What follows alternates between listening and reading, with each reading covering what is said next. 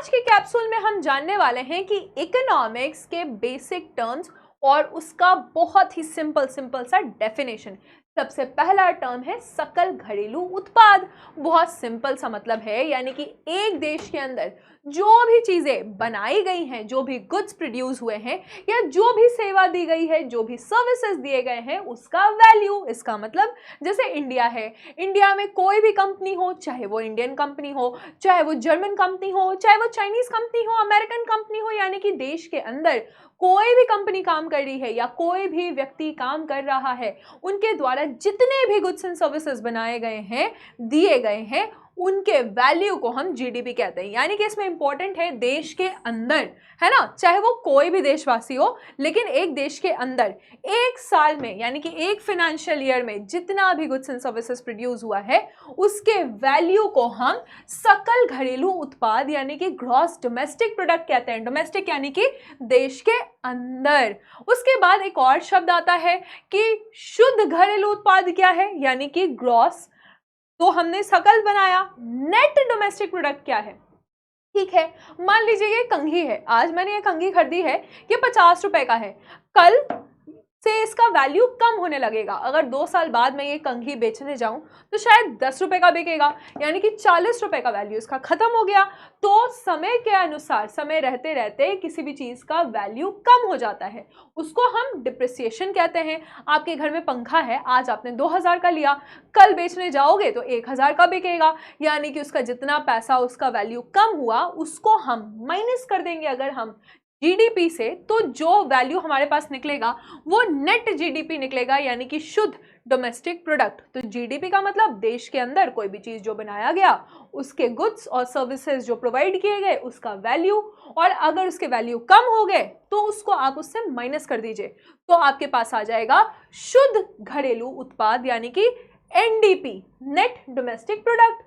अब हम देखते हैं जीएनपी क्या है। जीएनपी का मतलब होता है, इसमें देश के अंदर की बात नहीं है, बाय अ कंट्री सिटीजन, यानी कि कोई भी इंडियन, चाहे वो भारत में हो, चाहे वो यूएई में हो, चाहे वो चाइना में हो, चाहे वो अमेरिका में हो, चाहे वो ऑस्ट्रेलिया में हो, उसके द्वारा जो भी गुड्स दिए गए हैं या जो भी सेवाएं दी गई हैं, उसके वैल्यू को हम कहते हैं जीएनपी, यानी कि ग्रॉस नेशनल प्रोडक्ट। इसमें नेशनल यानी कि राष्ट्रीय शब्द इंपॉर्टेंट है। सकल राष्ट्रीय उत्पाद का मतलब होता है टोटल वैल्यू, किस चीज का?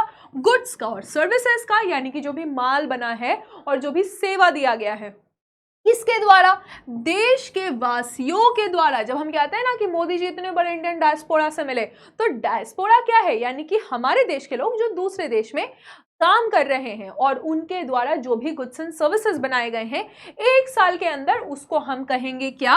उसको हम कहेंगे जीएनपी। यानी कि अमेरिका की अगर बात करेंगे तो अमेरिका में तो बहुत सारे अमेरिकन कंपनीज हैं, लेकिन दुनिया भर में भी तो इतने सारे अमेरिकन कंपनी है, तो वो सब का जब हम वैल्यू कैलकुलेट करेंगे, उनके द्वारा गुड्स एंड सर्विसेज का वैल्यू कैलकुलेट करेंगे, तो वो अमेरिका का जीएनपी हो जाएगा। और जब हम उससे डिप्रिसिएशन को माइनस कर देंगे, यानी कि उसकी जितने वैल्यू कम हो गए उसको हम माइनस कर देंगे, तो वो उसका एनएनपी हो जाएगा, यानी कि नेट नेशनल प्रोडक्ट। यहां तक आपको समझ में आ गया, शुद्ध राष्ट्रीय उत्पाद। ठीक है, अब हम देखते हैं एफडीआई। एफडीआई भी आप बहुत सुनते हैं। मान लीजिए कि कोई अमेरिकन है या कोई अमेरिकन कंपनी है और वो अपने देश में निवेश करती है, तो उसको हम कहते हैं प्रत्यक्ष विदेशी निवेश। यानी कि कोई ऐसा इन्वेस्टमेंट जो कि एक कंपनी या फिर किसी एक व्यक्ति द्वारा दूसरे देश में किया गया। कल को आप बहुत बड़े बिजनेसमैन बन गए और आपने दुबई में कुछ पैसे निवेश कर दिए, तो वो आपका एफडीआई हो जाएगा, यानी कि फॉरेन डायरेक्ट इन्वेस्टमेंट हो जाएगा। नेक्स्ट हम देखेंगे टैरिफ। तो फॉर एग्जाम्पल, ये फोन मैंने दुबई से मंगवाया है, दुबई में अगर जाके मैं इस फोन को खरीदती तो मुझे 80,000 रुपए लगते, लेकिन इंडिया मंगवाने में मुझे लग गए 1,00,000 रुपए। तो ये जो 20,000 रुपए है वो क्या है? वो टैरिफ है। जब भी हम किसी दूसरे देश से अपने देश में कोई प्रोडक्ट मंगवाते हैं, कोई सामान मंगवाते हैं या कोई भी सेवा लेते हैं, तो बीच में हमें टैक्स देना पड़ता है, हम पे एक टैक्स इंपोज होता है, जिसके कारण मंगाए हुए सामान क्या होता है? महंगे हो जाते हैं। आप कभी मार्केट जाइएगा तो बोलेगा ये इंपोर्टेड सामान है, इंपोर्टेड सामान महंगे होते हैं। चॉकलेट्स भी आते हैं, इंपोर्टेड चॉकलेट है, क्यों महंगे होते हैं? क्योंकि उन पे ऑलरेडी एक टैरिफ लगा होता है, एक टैक्स लगा होता है, तो इस शब्द को हम टैरिफ कहते हैं। अब अपने देश में अगर बिजनेस करना हो तो कहाँ बिजनेस करेंगे? क्यों ऐसा है कि बिहार में कोई बिजनेस नहीं करता है? क्योंकि बिहार के पास विशेष आर्थिक क्षेत्र नहीं है, यानी कि स्पेशल इकोनॉमिक जोन नहीं है। क्या होता है स्पेशल इकोनॉमिक जोन? देश के अंदर ही हमने कुछ ऐसे जोन्स बनाए हुए हैं जहाँ के नियम कानून थोड़े अलग हैं, यानी कि अगर आपको वहाँ पे बिजनेस करना है या वहाँ पे कोई आपको व्यापार करना है तो क्या होगा कि वहां पे आपको कम टैक्सेस लगेंगे। कहीं कहीं तो ऐसा है कि 5 साल तक कोई टैक्स ही नहीं लगेगा, क्योंकि हम अपने देश में चाहते हैं कि उस एरिया में जो हमने एसईजीज बनाए हुए हैं, स्पेशल इकोनॉमिक जोन बनाए हैं, वहां पे लोग ज़्यादा से ज़्यादा आए और ज़्यादा से ज़्यादा व्यापार करें। हमारे देश में कितने एसईजीज हैं वो आप मुझे कमेंट सेक्शन में बताइएगा। उसके बाद एसईजीज के बाद हम देखेंगे बैलेंस ऑफ ट्रेड, यानी कि हमने अपने देश में क्या क्या चीज़ें बनाई और बाहर देशों में एक्सपोर्ट किया यानी निर्यात किया, और हमने अपने देश के लिए क्या क्या चीज़ें मंगाई यानी कि बाहर देश से मंगवाया, आयात किया। तो निर्यात और आयात के बीच का जो डिफरेंस होता है उसको हम बैलेंस ऑफ ट्रेड कहते हैं, यानी व्यापार का संतुलन। व्यापार का संतुलन यानी कि हम क्या करेंगे कि जो भी चीज़ें हमने एक्सपोर्ट करी है, बाहर भेजी है, माइनस जितनी भी चीज़ें, जितने वैल्यू की चीज़ें हमने इंपोर्ट की है, तो बीच में जो डिफरेंस आएगा इसको हम कहते हैं बैलेंस ऑफ ट्रेड। फिर हम देखेंगे फिस्कल पॉलिसी। देखिए, फिस्कल पॉलिसी और मॉनेटरी पॉलिसी दो शब्द आप सुनेंगे। तो राजकोषीय नीति कि जब हमारे देश में क्या होगा कि हमारे देश की आर्थिक या तो बहुत ऊपर चले गई इन्फ्लेशन, या तो बहुत नीचे चला गया यानी कि बहुत महंगाई हो गया, या सारी चीज़ें बहुत सस्ती हो गई, तो ऐसे ऐसे ऊपर नीचे होते रहता है। तो गवर्नमेंट इसको फिक्स करने की कोशिश करती है, गवर्नमेंट इसको एडजस्ट करने की कोशिश करती है, बहुत सारे कानून बना के, या कोई ट्रेड में जो टैक्सेस हैं, टैक्सेस के रेट को ऊपर नीचे करके। तो जब टैक्स बढ़ जाता है या टैक्स कम हो जाता है या कोई नया कानून आ जाता है, तो सरकार क्या कोशिश कर रही है? सरकार कोशिश कर रही है कि आर्थिक स्थिति को ठीक किया जाए। इसको राजकोषीय नीति कहती है। और जब वही चीज़ आरबीआई करने की कोशिश करती है तो उसको कहते हैं मॉनेटरी पॉलिसी, यानी कि सेंट्रल बैंक जो पूरे हर देश में होता है, हमारे देश में रिजर्व बैंक ऑफ इंडिया है। तो जब रिजर्व बैंक ऑफ इंडिया कोशिश करेगी कि हम चीज़ों को ठीक करें, एडजस्ट करें, तो उसको हम मॉनेटरी पॉलिसी कहते हैं। यहाँ पे दो पॉलिसीज आपको क्लियर हो गई। अब बात है कार्बन टैक्स। कभी कभी कुछ कुछ चीज़ बनाने में बहुत ज़्यादा इन्वायरमेंट को हार्म पहुँचता है, क्योंकि वो मटेरियल के कारण इन्वायरमेंट में कार्बन डाइऑक्साइड या कार्बन जो है उसका उत्सर्जन हो जाता है। तो हम नहीं चाहते कि वो मटेरियल ज़्यादा बने, इसीलिए हम उस पर एक अलग तरह का टैक्स लगा देते हैं, जिसको हम इन्वायरमेंटल टैक्स कहते हैं, कार्बन टैक्स कहते हैं उन प्रोडक्ट पे जो कि कार्बन बेस्ड मटेरियल है, और इसके कारण ग्रीन हाउस पोल्यूशन हो जाएगा, जिसके कारण ग्लोबल वार्मिंग हो जाता है। अब है रेपो रेट और reverse repo rate.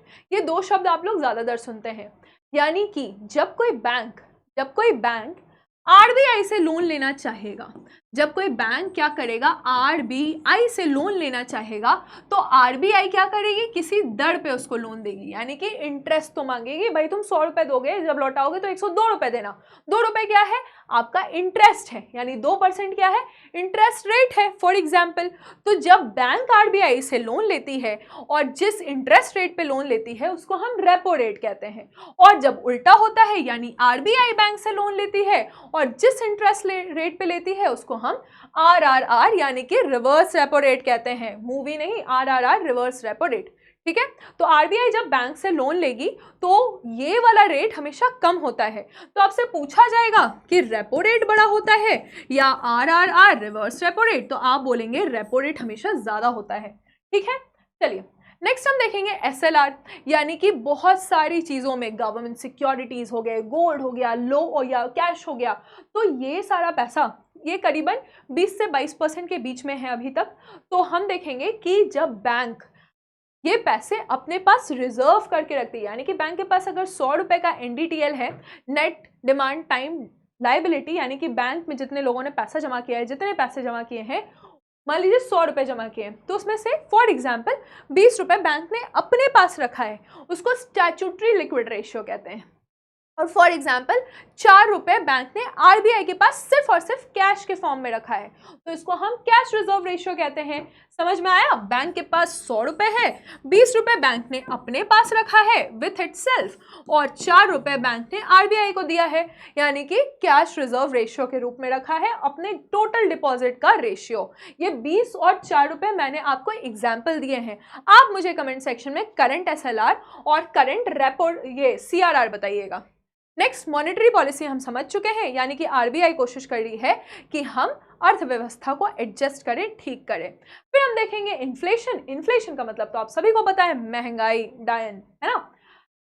Last topic हम देखेंगे कि कभी कभी पूछा जाता है कि कौन सा कर्व किस चीज से रिलेटेड है, जिसमें सबसे फेमस है लॉरेंस कर्व। लॉरेंस कर्व एक देश में बताता है कि कुछ, जैसे हमारा देश है कि कुछ लोग हैं बहुत ज़्यादा पैसा कमाते हैं, कुछ लोग बहुत कम पैसा कमाते हैं, तो इन दोनों के बीच में जो इनकम डिस्ट्रीब्यूशन है, यानी कि बहुत गरीब लोग और बहुत अमीर लोग, तो इसके कर्व को बताता है। इसमें गिनी कोफिशिएंट होता है, यानी 0 का मतलब है बहुत अच्छा कि सारे लोग ऑलमोस्ट सेम इक्वल इनकम पे हैं, और 1 का मतलब होता है बिल्कुल इनइक्वालिटी, यानी कि कुछ सिर्फ 1% लोग हैं जो सारा पैसा कमा रहे हैं और 99% लोग गरीब हैं। तो इसको 1905 में बनाया गया था लॉरेंस कर्व को, मैक्स ओ लॉरेंस द्वारा। फिर हम देखेंगे कुज़नेट कर्व। कुज़नेट कर्व इकोनॉमिक ग्रोथ और इनकम इनइक्वालिटीज के बारे में बताता है। इसमें जो ग्राफ है एक्स एक्सिस और वाई एक्सिस, वो इकोनॉमिक ग्रोथ है कि ग्रोथ के साथ साथ कैसे इनकम इनइक्वालिटी कम होगा, राइट। फिर है फिलिप्स कर्व। फिलिप्स कर्व में इन्फ्लेशन के बारे में बताया जा रहा है, तो इन्फ्लेशन के बारे में यहाँ पे बताया जा रहा है फिलिप्स कर्व में। और लास्ट हम देखेंगे, इसमें इन्फ्लेशन और अनएम्प्लॉयमेंट है बेसिकली, ठीक है। तो इन्फ्लेशन और अनएम्प्लॉयमेंट है कि कैसे कैसे इन्फ्लेशन जब बढ़ेगा तो अनएम्प्लॉयमेंट कम होना चाहिए, है ना। और उसके बाद हम लास्ट में देखेंगे लैफर्ड कर्व। लैफर्ड कर्व है टैक्स रेट और टैक्स रेवेन्यू के बारे में। तो कैसा लगा आपको इकोनॉमिक्स के इंपॉर्टेंट टर्म्स, बताइएगा कमेंट सेक्शन में। और इस तरह के कोई भी आपको टॉपिक जो परेशान कर रहे हैं वो भी बताइएगा, ताकि जल्दी से जल्दी हम उसका सफाया कर सकें। Thank you.